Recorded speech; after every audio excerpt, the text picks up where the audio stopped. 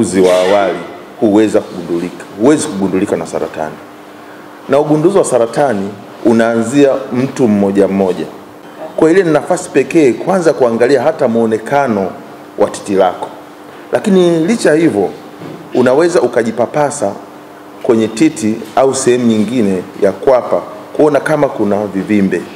Hii ni hatua inaanza na mtu mmoja mmoja. Lakini hili linahitaji ushirikiano pia. Tunajua baba na mama ni nguzo na mahusiano mazuri ya familia. Kwa hiyo baba anaweza kawa pia ni mshiriki mzuri au ni mdau mzuri katika upendo kuweza kumgundua mwenza kama ana saratani au dalili za saratani.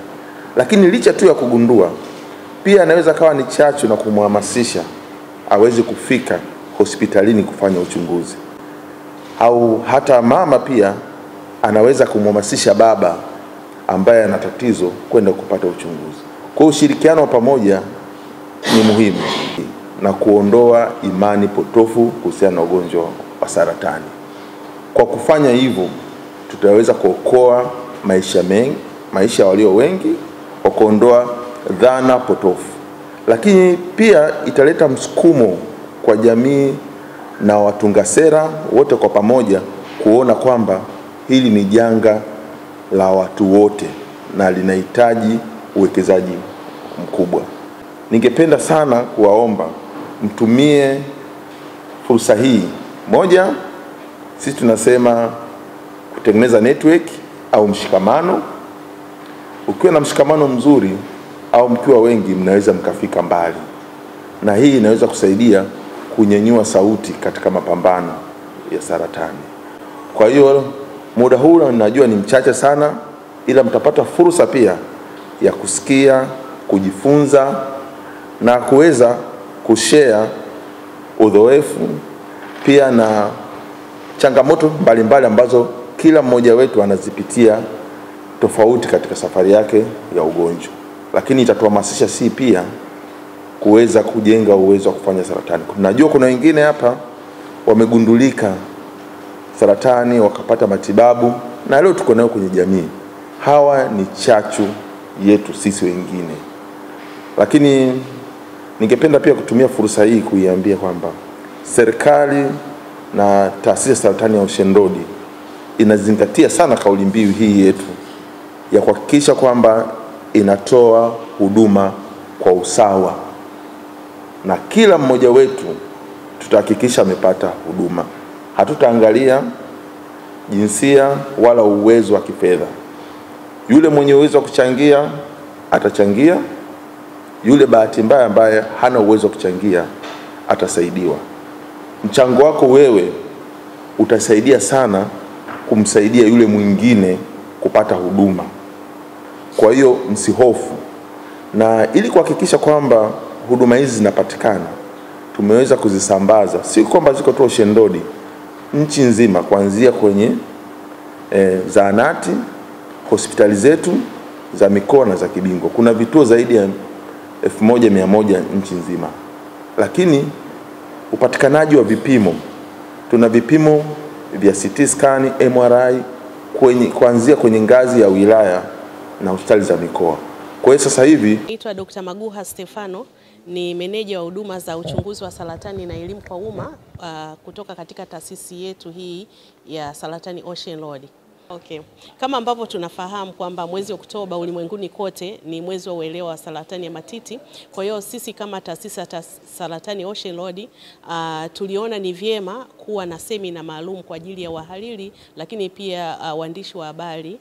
Hapa ni kwamba serikali yetu imeweza kutuwezesha kuwa na vifaa pamoja na mashine za kibingwe kabisa za matibabu na za kisasa kwa ajili ya matibabu ya saratani. Wahimiza wananchi kwamba tuendelee kuishi mtindo bora wa maisha, ikiwa pamoja na kula vyakula bora, ambavyo inamaanisha kwamba vyakula ambavyo sio vya mafuta mengi hususan ya wanyama, lakini kula zaidi vyakula vya mboga mboga na matunda kwa wingi ili kuweza kujikinga na ugonjwa wa saratani. Wahimiza wananchi waweze kufika kwa ajili ya uchunguzi wa saratani mbalimbali, ikiwemo hii saratani ya matiti ambayo tunaiongelea mwezi huu.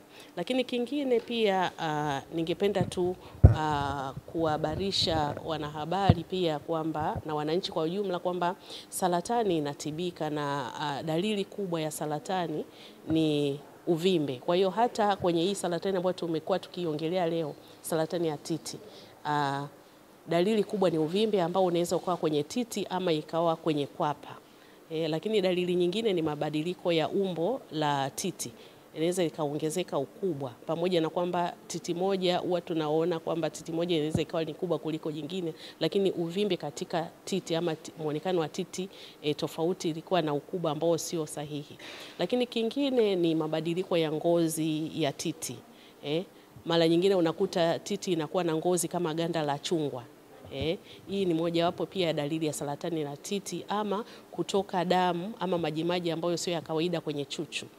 Mara nyingine chuchu ina dumbukia ndani, pia ni dalili ya saratani ya titi. Kwa hiyo mimi nilikuwa nasikia mara nyingi saratani ya matiti inaanzia na vivimbe. Kwa hiyo mimi nina hofu. Kaniambia basi nenda Muhimbili, sisi hapa hatuna vipimo. Nikaenda Muhimbili. Baada ya ule uchunguzi wa awali, wakaniambia sasa tunataka kutoa nyama ili tupime tujue kama ni saratani kweli au ni vipi. Nikatolewa ile nyama, ndo wakaniambia kweli hii ni saratani ya matiti. Hivyo leto hapa Ocean Road, nikakuta sister pale anatupa elimu kwamba saratani ya matiti inatibika kwa dawa za chemotherapy na mionzi. Nikaingia kwa daktari ili niandikiwe tiba yangu. Nikaambiwa wewe unatibika kwa mionzi na kwa chemotherapy raundi 6. Sasa changamoto iliyokuja pale ni pesa. Shilingi ngapi dokta? Mzunguko wako wa kwanza ni 50,000. Kwa hiyo mizunguko yote 6, 50,000 mara 6. Nikatoka pale nina maumivu makali kwa sababu sikuwa hata na 2,000. Nikarudi nyumbani. Naomba kabisa serikali jamani tuangalie kwa jicho lake la huruma, na tumeambiwa serikali yetu ni sikivu alafu nchi yetu sio maskini. Kwa tunaomba jamani watuangalie kwa huduma hiyo ya dawa tu, ndio changamoto kubwa ambayo tunaiona. Mimi kwa jina naitwa Ramadhani Rashid Musa. Umri wangu ni miaka 57, ni mkazi wa Mbezi Maramba Mawili. Mimi nilianza kupata shida nikiwa mwaka 2005, ndio nilianza kuona zile dalili za majimaji kwenye titi linatoka, maana na mimi shida yangu ni saratani ya titi. Mapendekezo kutoka kwa Dr. Ngaiza ambaye katika kituo katika kile nini wanaita uchunguzi, ikaonekana kwamba niko na kansa ya aina stage 2. Wakaanza kunifanyia tena vipimo vingine. Baada ya kujiridhisha wakaniambia bwana inabidi uanze matibabu. Kweli nikafanywa matibabu, nikaanza na chemotherapy